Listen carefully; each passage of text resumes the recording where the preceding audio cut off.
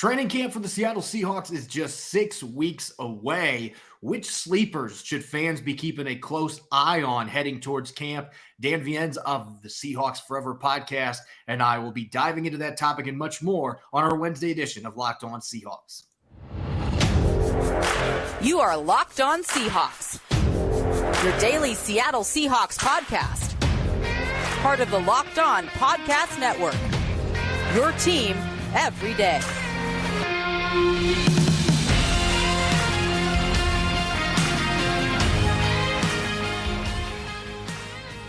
Greetings, 12. This is Corbin Smith, host of the Locked On Seahawks podcast, your daily Seahawks podcast, part of the Locked On Podcast Network, your team every day. Glad to be joined for our Wednesday episode. I got a guest host from the Seahawks Forever podcast. He's becoming a regular on our show, Dan Viens, the knowledgeable Dan Viens. We're going to be diving into a number of offseason topics, and it's hard to believe, but we are just 6 weeks away from the start of training camp, and yet that means we are 6 weeks away from training camp. These next 6 weeks are going to be a crawl because that's always how it goes. The rest of the offseason is super fast.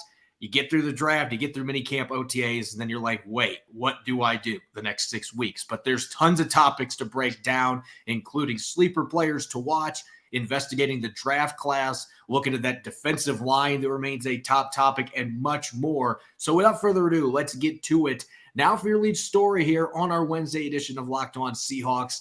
Every summer, teams convene for training camp, and they begin the process. They've already kickstarted this process, but they trim the rosters from 90 players to 53. And Dan, what's, I think, an exciting development this year, I've always hated the tiered cuts after each preseason game. They eliminated those completely this year. It's just going to go from 90 to 53, and I think it gives all the players the best opportunity to show what they can do, and you don't have to worry about being a guy that gets cut after one preseason game. The third preseason game, you don't have to play any of your starters or even your backups that are going to be on the team. So looking towards training camp, this is always one of my favorite questions to consider, and it leads down a number of different rabbit holes, but who are the sleepers to watch for the Seattle Seahawks going into this season? Maybe the players that aren't on the radar but should be. And we've seen guys like Joey Blount and Josh Oniogo last year, both of them making the initial roster out of nowhere. It seems like every year there's a couple of them for the Seahawks. On the offensive side of the ball, who are some names that jump out to you that maybe you're just fascinated to watch and see where they fit in, or you're thinking that might be a guy that nobody's talking about that has a chance to make this football team? Yeah, it's interesting. Whenever you talk about sleepers, you have to look at opportunities and where those are. There are some position groups on this roster that it's just nearly impossible to crack if someone doesn't get hurt during training camp.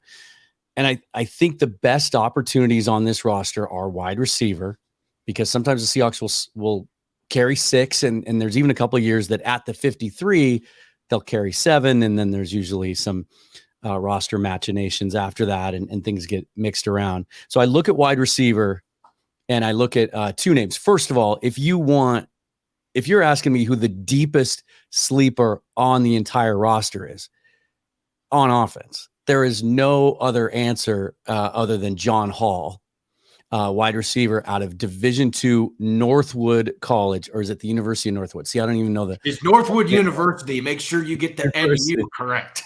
But I do know it's in Midland, Michigan. I just assumed it was in California when I saw a small college in Northwood. But tall receiver, looks like he has an NFL body, 6'3", 194. Actually can find some tape on him on YouTube. He's had the worst time staying healthy. Actually only played in a 3-year span, played 1 game. And that included the COVID year, 2020, when he didn't play at all. When he was on the field, though, he was productive, averaging 24 yards per catch. When you watch him on tape, he's not an explosive athlete. He's a 1-speed, long striding guy, but he's got some body control. He's got some separation skills at the line of scrimmage. He's got a little wiggle to him, even at his size. So I'm not going to sit here and tell you he's got a shot to make the roster, but if you're asking me for a sleeper and a guy that I'm going to be watching if he gets opportunities in preseason games, a guy like John Hall, you have to root for a guy like that. Then there's been so much talk about Jake Bobo and Landers as two other undrafted guys. And it just seems like that is a position, even after picking Jackson Smith and Jigba, that it always seems like there's at least one undrafted rookie that comes in that turns heads, at least gets on the practice squad. And maybe John Hall, coming from the school that used to be in Indiana, and Larry Bird spent a brief while there before going to Indiana State. Fun fact about Northwood University, it was actually in Indiana and then moved north to Michigan. But John Hall, a name to keep a close eye on that maybe nobody's talking about. I think that there's more sleeper candidates though on the other side of the ball. And that's kind of been the trend the last couple of years. And I think part of it's just because Seattle has so much established talent on the offensive side of the ball. And there's been so much turnover this offseason. So looking at that side of the ball, who's this year's Joey Blount or Josh Oniogo that comes out of nowhere as a D2 guy and ends up at least making the initial 53 and playing in a few regular season games? Who's that sleeper on that side of the ball to watch? I don't know about D2, but I look for guys that are unsung and overshadowed, and also where there's an opportunity. And we keep going back to the defensive line, and especially the interior, those three interior positions. There's they drafted to Cameron Young and Mike Morris, obviously there, but they usually carry 6 or 7 guys at that position. So there's opportunities. I talked on my show this week about Austin Fiolu. I don't know that he can be considered a sleeper because he was all XFL, right? But he played at Oregon in a big program. And what drew my attention to him was Bob Condotta name dropped him last week as a guy that the Seahawks like. But MJ Anderson for me is the guy that I really want to see in games. Overshadowed at Iowa State by Will McDonald. But to me, when you look at tape and you read some of the reports, and Lance Zierlein had some good things to say about his hand usage and his get off and how physical he is. Hasn't played a lot of football. Started 5 games last year at Iowa State. And that was the most extensive action he's had. 3.5 sacks. But a physical guy that's just learning. And to me, what he looks like physically and athletically and on tape is kind of what the Seahawks were hoping LJ Collier would be. And if that makes you cringe as a Seahawks fan, it's all context, right? LJ Collier was a first-round pick at a position of great need, and there were heavy expectations on him. MJ Anderson is an undrafted guy who nobody knew coming out of college. But there's an opportunity there. And if he can be physical and be good against the run, there's a chance for a guy like that to make the roster. Yeah, and he also, I believe, had 19 pressures last year. So there, at least in limited action, was some pass rushing ability. He got the biggest signing bonus that they gave to any of their undrafted free agents. Now, that doesn't mean the guy's going to make the team. In fact, I would have to go back and double check this, but I think the last couple of years, the player that has had that highest signing bonus hasn't lasted throughout the entirety of training camp even. This year is going to be different, as I said, going 90 straight to 53, but we'll see what happens. But Anderson's certainly a player to keep an eye on. And I thought when you were going with that undersized guy, maybe Jonah Tavai was going to be where you're going, but that is still going to be my sleeper. So and I don't even know if it should be a sleeper because the guy was so ridiculously productive in college. And I've mentioned this story a couple times on here already, but when I was at rookie minicamp, I seriously did double check my phone to see if my video was going 2 times speed, because when I was watching him do some of the drills with his hand technique, it was a blur. I mean, I don't know that I've seen a guy go through those drills with faster hands than what I saw Jonah Tavai showing there. And he was a little banged up at their veteran minicamp. But it seems like that D-line, though, there are some opportunities there because there's so many question marks. They've had so many moving pieces. So maybe Anderson, who's a little undersized, but I think, 6'3", I think you could get him up to 280, 285, no problem. They list him at 273. Yeah. Maybe he's a guy that you can develop as he gains more technique, fundamentals. Maybe in 2024, he ends up being a player to watch. And maybe they keep him on the roster early on because they're worried about other teams picking him up. When we continue here on our Wednesday edition of Locked On Seahawks, we're going to dive into a number of offensive topics, including what Dan thinks might be the ceiling for Geno Smith. We've gotten some interesting answers on that front, but I'm interested to see what the knowledgeable Dan Viens has to say about number 7's prospects this second season as a starter. We'll be right back. Thanks for listening to the Locked On Seahawks podcast. This episode is brought your way by FanDuel. Make a fast break to FanDuel as the NFL season quickly approaches, because right now new customers can get a no-sweat first bet up to $2,500. That's $2,500 back in bonus bets. If your first bet doesn't win, just download the FanDuel Sportsbook app. It's safe, secure, and super easy to use. You can bet on everything from season awards to week one props to the exact regular season win totals for the Seahawks and other teams. Even with training camp still more than a month away, I'm excited to dig into season props such as NFL MVP, Rookie of the Year, and more. Regardless of what prop you choose, you'll get paid instantly if you win. There's no better place to bet on all the upcoming football action than America's #1 sportsbook. So visit FanDuel.com/lockedon and get a no-sweat first bet up to $2,500. That's FanDuel.com/lockedon. FanDuel, official sports betting partner of the NFL. You're listening to the Wednesday edition of Locked On Seahawks. I'm your host, Corbin Smith. Glad to be joined by a special guest host today, Dan Viens of the Seahawks Forever podcast.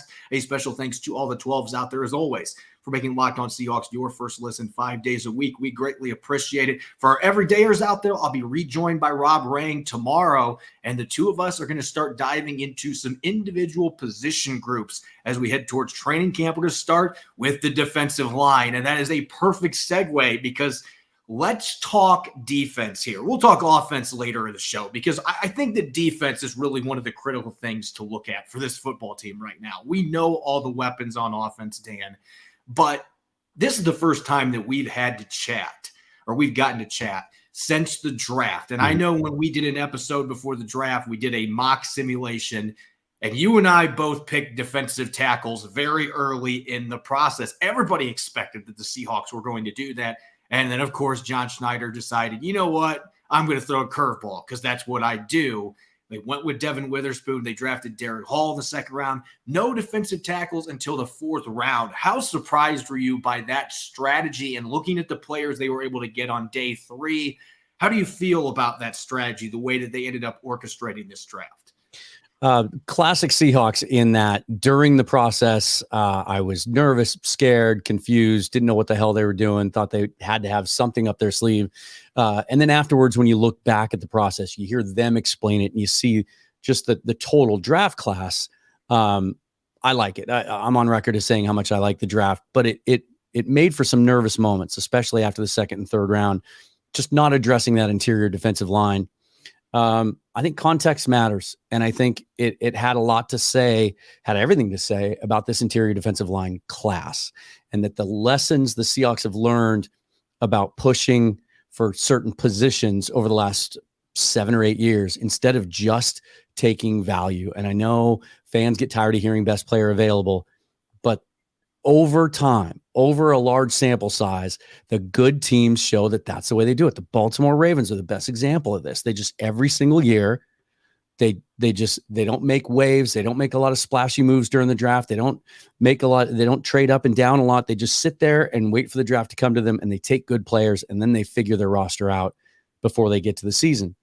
And I feel good about where they are overall. There's still some question marks, obviously, but the players that they did take at the top of this draft, I think are so dynamic and so talented and so good that 2-3 years from now, when we look back on this draft, we're not going to really remember the order these players were taken. We're just going to know that we love what Devin Witherspoon has become, and we know what Jackson Smith and Jigba has become. And those two guys I'm extremely confident in. There's some question marks about some of the others in their ceiling, but it's hard to argue with the process because they have conviction in it, and time will tell if they're right or not.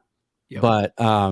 But this was the most fun draft process I've ever covered as a Seahawks writer or podcaster or watched as a fan.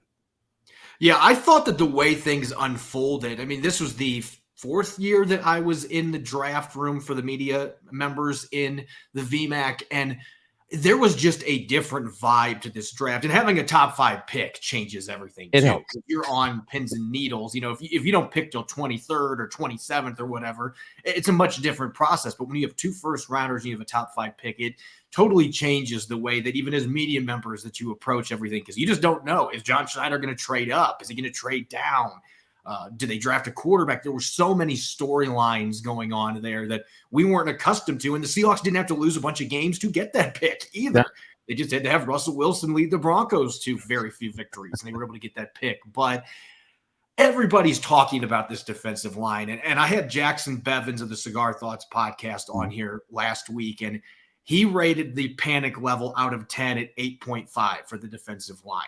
And it's understandable why you would view it that way because the nose tackle situation in particular, but they did sign Draymond Jones. They brought back Jaron Reed. I think Cameron Young could be a very solid nose early on for this football team. Mike Morris has a chance to be one of the steals in this draft for them going inside where I think his skills fit. But away from that defensive line, the interior of the defensive line, which everybody, it's easy to nitpick as that being your weakness. But what is another aspect of this defense or another position group that maybe you still have some lingering concerns about coming out of this offseason?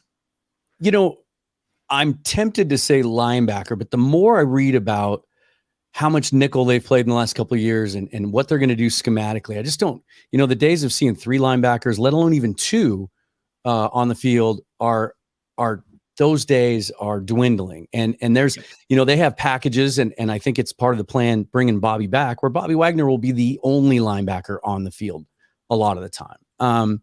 And so that mitigates some of my concern about linebacker. And so also this might surprise some people. And I wouldn't necessarily use the word concern, but I think there's players that have something to prove at the outside linebacker position. We know what Uchenna Nwosu can do. We love, most of us love what Derek Hall, his upside and his potential. Boye Mafe showed flashes last year. Darrell Taylor has shown flashes, but he's been the epitome of inconsistency. For this team to really thrive, schematically, they just ask their defensive linemen a lot of times to just do their job, or their defensive linemen. So the outside linebackers can work. And they're the ones that have to make plays and get to the quarterback and pressure quarterbacks. It's the name of the game in the NFL these days. And there's a lot to prove there. I'm not saying I'm concerned about it, but there's some guys have to step up and be productive at that spot opposite Nwosu this year if this defense is going to become what we want them to and what they need to, if this team really has a chance to contend. It all goes back to the defensive line, even if you're looking at it from a 3-4 aspect with the overhanging linebackers. That is really the key for this football team. And you could talk the health of a certain player in the secondary too. Is Jamal Adams going to be coming back, right? But they got Julian Love. So they've got that really good insurance policy. They draft Devin Witherspoon. So it feels like the back 7, especially if they're not going to be playing linebackers as much as they used to, multi-linebacker sets. It feels like it really all leans on that front line, the pass rushers and the interior defensive linemen. So that begs the question here. If they've got all these pieces they've added, especially in the back half of their defense, how hot is Clint Hurtt's seat going into year number 2? On a scale to 1 to 5, 1 being, there's no warmth at all, 5 being it's scorching hot. I mean, I think it maybe is a little unfair to put too much pressure on him, but at the same time, Seattle has done a lot to try to improve this defense, and I felt like the scheme was a big problem just as much as the personnel last year from a first-time coordinator. God, that's an interesting question, and I haven't given it much thought because in my mind, I guess I've always thought, Carroll's usually pretty patient with his guys, and I thought Hurt would have 3 years to prove himself in this position. But if this year, if the first 8 games of this year looks anything like the worst 8 games of last year in their inability to play the run or get to the passer, then I'd say it's a 4. All eyes are going to be on him. Pete Carroll will never be blamed for the failures of the defense. I think, there's a part of the fan base that will always look for a scapegoat. But I think Clint Hurt, his job is safe if this defense can be league average. If they can be middle of the pack, 15th, 16th, maybe even improve to 17th, 18th from where they were last year. Just be capable of keeping the team in games so the offense can do their work and not be a liability, then he buys himself a 3rd year. If it's a disaster, sure, I'd say it's a 4 out of 5. What do you want to see schematically from him in terms of improvement? Because we have to give him the benefit of the doubt because it was his first time ever being a play caller at any level. And there were a lot of moving parts last year. They brought Sean Desai in, they brought Carl Scott, and they brought some other voices. There was even talk before he ended up going to Minnesota that they were going to bring Ed Donatel in to be an advisor. And I thought that would have been messy and weird and confusing. And so hopefully, and Desai, of course, departed, hopefully that gets tightened up. But the word that popped into my head when you asked me that question was, I want to see consistency. I just want to see game in, game out, that they're more consistent. Because what killed this team last year is you'd start to see the analogy is a starting pitcher, right? Who hangs in there for 3-4 innings and then just has the one crooked inning and loses you a baseball game. And they would have those moments within games, and then they would have entire games where it just seemed like the Tampa Bay game, where it just seemed like they didn't have a plan. Everything Tampa Bay did surprised them. They had no counterpunch to it. I just want to see some consistency, cut down on the explosive plays, and just give the team a chance week in and week out to win the game. That's all I want. And from my perspective, I just want to see players maximize with their skills. And that just keeps going back. I do think Jamal Adams' injury last year, it put Clint Hurt in a tough spot, because I do think they finally had, and this is just from watching training camp, Dan, it felt like they finally had a game plan to really maximize his skills. And he looked really good the quarter and a half that he was on the field before he got hurt again. And so I'm just curious how all those pieces go together. If they get him back healthy and some of the new guys they've got in, it feels like the personnel maybe fits better with what they want to do. Maybe they're going to take a little bit of a zig there back to what they used to do. And so there is some intrigue. Now, on the offensive side of the football, as I've mentioned a couple times already in this show, and you and I have, you're excited about this because there's just so much talent. There already was. This was a top 10 scoring offense a year ago. Really no major losses. And then you add a Jackson Smith and Jigba. You bring in a Zach Charbonnet. You get Olu Oluwatimi, a player that I had a day 2 grade on. I don't know where you stood on that, but I thought he was a clear day 2 selection. They get him in the 5th round. It just felt like, as exciting as the defensive picks were, it really seemed like, looking back on this draft, and I'm interested in your thoughts on this, it really seemed like John Schneider hit a home run with the offensive selections they made in terms of the value where they were able to get players. Well, I think the difference on the two sides of the ball is on defense. They're still, and I think they will be until next year's draft, they're still kind of they're working from behind. They're playing catch up. Yeah. Right. They had some major deficiencies there in the pass rush that they spent years trying to fix. And then the interior defensive line, and even in the secondary. And now they're just now getting caught up to where there's only a couple of holes on defense. On offense, they're playing from ahead, right? They're playing with house money, where that offense was pretty solid to begin with. The only glaring weakness, I would say, was center last year. I just think Austin Blythe, second half of the season, was just being physically beaten by other teams. And it really created a lot of interior pressure, which I think it contributed to Geno Smith not playing as well in the second half last year. They were able to focus on those couple of things and then just take best player available regardless of position.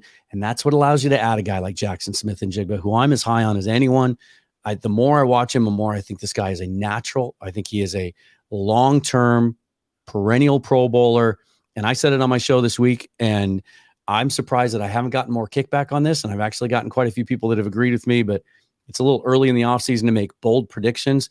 But I think there's a good chance Smith and Jigba leads the team in receptions. That's how high I am on him. And I think by the end of the season, we may look back and say that the Seahawks have the best young running back room in the NFL. And so those skill positions are loaded. And whereas last year at this time, Geno Smith was a question mark, now there's some pressure on him, right? There's not just to repeat what he did last year, but he won't have any excuses. He's surrounded by not just dynamic talents, but there's depth there, and there's multiple options. You're not just overly dependent on if DK Metcalf gets hurt, they're fine. If Noah Fant gets hurt, they're fine. If Ken Walker gets hurt, they're fine. So Geno has some pressure on him this year. That's one thing I'll be watching. One of the storylines the early part of the season is to see how he plays with heightened expectations. And that is a perfect segue into what was my next question here. And I kind of hinted at it earlier with Geno, but nobody saw, except maybe Geno himself, what he did last year coming. Nobody saw him throwing 30 touchdowns. Maybe the accuracy, that was something that I thought maybe might carry over from the 3 starts that he had last 2 years ago. But for him to put up the numbers he did, even in the second half, with him not being quite as sharp, and as you mentioned, there were some other factors that played into that, just away from him maybe regressing a little bit. Yeah. Some things broke down around him. But with everything that they have done, they haven't lost any key players. They've added some intriguing offensive linemen to the interior for that front line. They've added Smith and Jigba. You've got all your tight ends coming back healthy. They've got 2 potential star running backs on the roster, maybe 3. I mean, Kenny McIntosh is a pretty good player, and I still can't believe he fell to the 7th round. But you've got all those weapons around him. If everything falls into place, and that's a big if, obviously, in the NFL, you got to stay healthy, you got to have guys develop, you got to have rookies contribute. But what does the ceiling look like for you with Geno Smith, having seen what we saw last year from him on a team that did have some flaws and some deficiencies with the way it was built around him? Yeah, I'm going to defer on this one and borrow the opinion of Kenneth Arthur, Seaside Joe, who I had on the show last week, who does the phenomenal daily newsletter, used to be the managing editor at Field Goals. He put a Matt Ryan comp on Geno Smith and specifically compared him to the 2016 version of Matt Ryan that won the MVP. Once I realized and decided that what we were seeing last year was legitimate, I continue and consistently am as high on Geno Smith as anyone. And I've had multiple debates with people who think that there's going to be regression, that last year was a fluke, it was a flash in the pan. You don't play in this league for 10 years, get an opportunity to play every day like he did and be the guy and play as well as he did. The NFL just doesn't allow flukes. It doesn't over that large of a sample size. I'm a believer in the talent. What we needed to see last year was when given the chance to be the guy, do you make big time throws under pressure, 3rd and longs, touchdowns to win it? Can you get the ball into tight windows under pressure and in those moments? And we saw enough of that. That throw to DK to beat the Rams was as good as any throw any quarterback made in the NFL last year. I think Geno Smith is a top 10 quarterback. And I think he's a guy that I don't think he's ever going to win an MVP award. I think it would be ridiculous to sit here and be that hot take guy and say he's going to, but he'll be a top 10 guy.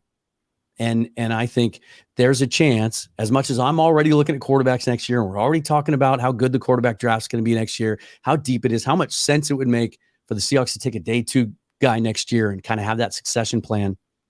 I think Geno Smith might be good enough to get another big contract with the Seahawks after this 3 years and be the guy long term. I'm that much of a believer, especially now given what we just talked about and the foundation they've laid for him. Yeah, and that foundation, we were talking about it on yesterday's or Monday's show on Locked On Seahawks here, that foundation that is in place for multiple years. I mean, they've got almost all of these guys under contract through at least 2024, if not 2025. And so Geno, as you mentioned, it puts more pressure on him, but at the same time, he's going to be able to relax a little bit. Like, I've got all these guys around me. Hopefully I'm going to have Shane Waldron for another season. I mean, if they blow up this year, Shane Waldron's probably gone. And then you got to worry about that offensive coordinator thing. But I think at the end of the day, when you look at the receivers, the running backs, everything else the Seahawks have assembled around Geno Smith, the offensive line is going to remain the area that has some uncertainty. And particularly when you're looking at the fact, Dan, that there could be 4 starters, as many as 4 starters that are 1st or 2nd year players in week 1. I don't think that it's out of question that Oluwatimi and Bradford could be starting for this football team in week 1. And I'm interested to get your thoughts on that. But what do you just think overall of the state of this offensive line, where things stand with Cross and Lucas going into year 2 and some of the new pieces they've added in the middle, Damian Lewis, year 3 at left guard? What do you think of that offensive line in terms of where the trajectory is at right now compared to the rest of this offense? I was glad to see them address center and guard in this draft in the way that they did with the players that they did, because I think for the first time, since Pete Carroll and John Schneider arrived, they've put together an offensive line group that's built for the long haul, and they're set up for long-term success. And you said it, these guys are going to be contractually obligated for the next 3-4 years. They're going to have an opportunity to build continuity in this offensive line with young, big, physical, dynamic talents. And that's something they just never built the offensive line that way. They never gave it a chance. Russell Wilson must be so pissed right now when he sees what they're doing. Sorry, can I say that? Yeah, you're good to go. Imagine when he looks at, now they do it. I mean, that was the joke last year is, then they took Charles Cross with the 9th pick. But all joking aside, they've done it the right way. I think it took them a while to identify the style they wanted to play and the type of player they wanted to identify. I think there was a lot of confusion about that in their scouting process and their evaluation, and even their teaching and coaching principles when Tom Cable was here. A lot of draft capital was used on the offensive line. It didn't work out. It seems like they know what they're doing there now. They have a vision, and maybe of all these things that we've talked about, that gives me the most comfort as a Seahawks fan, is to know that that offensive line has a chance to be together and grow together for 3-4 years before they have some big decisions to make. They'll have to start paying these guys. But until then, it gives them a chance to be good on offense every year. And I think Pete Carroll and John Schneider, they have finally got the pieces around them in terms of coaching and evaluation, because they've got Andy Dickerson, who I'm incredibly impressed with, what I've seen on the practice field, just the way that he handles himself, what we've seen with the line, the progress these guys have already made, and Steve Hutchinson coming back as an advisor. I think that has been a huge part of me. He was in love with Oluwatimi, and it's not just because they both were Michigan guys. I mean, I just think you're seeing a focus that is much different and much better than what it was when Tom Cable was there. And Solari, I think that there was just some butting heads going on. But Mike Solari has got a really good track record too. It seems like they have been trending in the right direction there. And like you said, Wilson's probably not too happy about that in Denver. They're finally building a line here. Although I would counter argue some of that issue was the quarterback, though, for a long time too. I think that there's a little bit to both sides of the story. But before I let you go, Dan, this is the essential question. Now that the offseason is over, OTAs are wrapping up, mini camps over with, the draft, free agency, all that stuff is done. We know what this roster is going to look like going into training camp, barring a stunning move to add a player that they have no money for right now anyway. How close is this team to being able to contend with the Phillies and the San Frans in the NFC after everything they've done this year? You know me well enough to know that I tend to lean towards the optimistic, right? Glass half full, the positive. I think there's an opportunity for this team to win 11, 12 games, challenge the 49ers for the division, and be a team that can win a playoff game, maybe get to the conference championship game. If everything goes right, those question marks up front on defense have to be answered. There's a non-zero chance that it's going to come together and be glorious. And Cam Young's going to be, I mean, there's a chance it could all come together and look like the perfect plan. Most likely there will be growing pains, there will be bumps along the way, and there will be issues. And I'm quite sure you and I will talk again right after the cuts are made to 53, where there's basically going to be, now there's a whole new wave of free agency created. And there'll be opportunities to pick guys up there. Those question marks up front that cannot be answered for us for 3 more months keep me from getting too optimistic about this team. But then we touched on it today. I think the offense is going to be good enough that it can carry this team through that early portion of the schedule, which is pretty favorable, while the defense catches up. So I think that's their seal. I think this team has the capability of winning 11, 12 games. I also think they're talented enough that there's almost no chance, in my opinion, that the wheels could fall off. I think they're a 9-win team at worst. That's how good I feel about this roster right now. But we obviously still have some questions to answer. So there you have it. Dan has them potentially being a contender if everything falls in line, but also you have a really high floor for this football team with the young talent that they've got, especially on the offensive side of the football. As always, you can follow me on Twitter, Corbin Smith NFL. Make sure to follow Dan at Seahawks Forever and check out his podcast, Seahawks Forever Podcast, on YouTube and wherever you listen to your podcast. Subscribe and follow Locked On Seahawks on YouTube and wherever you get your podcast to make sure you don't miss a single episode. Coming up on our Thursday show, I'll be rejoined by Rob Rang. We'll start diving into positional battles. What does Ken Walker III have to do to make a second-year leap, and much more. You won't want to miss it. Enjoy the rest of your Wednesday, and thanks for listening. Go Hawks.